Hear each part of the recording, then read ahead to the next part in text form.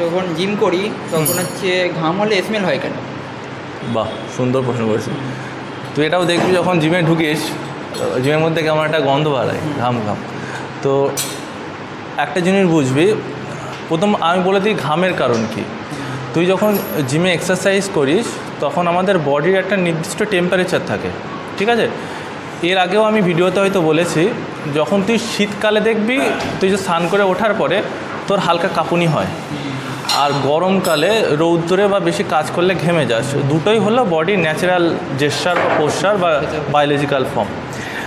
শীতকালে কেন কাঁপে? শীতকালে আমার বডির একটা নির্দিষ্ট টেম্পারেচার আছে, ওর থেকে কম হয়ে গেলে আমার বডির রক্ত জমে যেতে পারে, তাই বডি কিছুটা কম্পন হয়ে নিজেকে গরম করার চেষ্টা করে। আর গরমকালে আমি কেন ঘামি? গরমকালে আমি ঘামি এই কারণে যে আমার বডি অতিরিক্ত হিট হয়ে যায়। যেরকম দেখবি গাড়িতে ইঞ্জিন হিট হয়ে গেলে ইঞ্জিনের মধ্যে জল দেয়, 4 হুইলারের মধ্যে দেখবি। তো সিমিলারলি আমার বডি নিজেকে ঠান্ডা করার জন্য অটোমেটিক প্রসেসে বডি থেকে জল বার করা শুরু করে। সেই জল হালকা ঠান্ডায় বা ফ্যানের হাওয়াতে আমার বডি ঠান্ডা থাকে।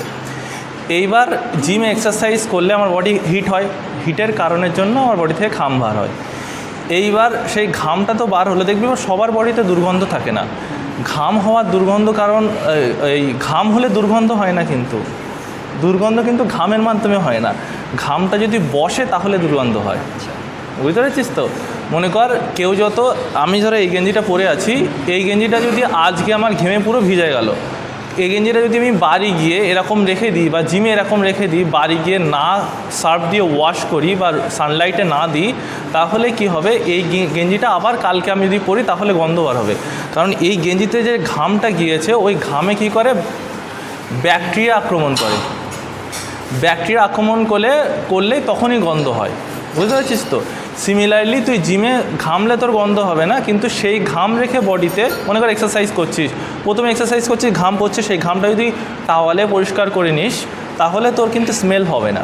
কিন্তু তুই যদি কন্টিনিউয়াসলি ঘাম ঝরতে থাকে আর গায়ে যদি বসতে থাকে, 1 ঘন্টা পরে তোর বডি থেকে স্মেল বার হবে, বুঝতে পারছিস?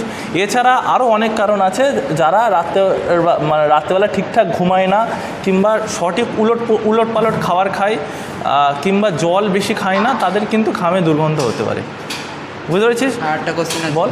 দুর্গন্ধ বন্ধ করার কোনো উপায় আছে? দুর্গন্ধ বন্ধ করার অবশ্যই উপায় আছে, যে তোকে পার ডের গেঞ্জি, পার ডের মানে পুরো বডির পোশাক উপর থেকে নিয়ে পর্যন্ত পার ডে ওয়াশ করতে হবে। জিমের ড্রেস একটা।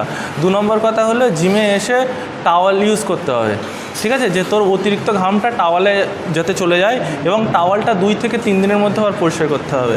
3 নম্বর কথা হলো যে পর্যাপ্ত পরিমাণে জল খাওয়া, বুঝতে পেরেছিস? এই 3টে হলো ব্যাপার, বুঝতে পেরেছিস? তো যারা ভিডিও দেখলো তাদেরকে কিছু বলতে চাস? আমি আর কি বাবা সব বলে দিচ্ছি, আমার কাছে শুধু কোশ্চেন করাটাই কাজ। আচ্ছা, গ্রেট। তো to get this kind of information, follow Marg academy, Marg made mind and Marg made muscle লাগিয়ে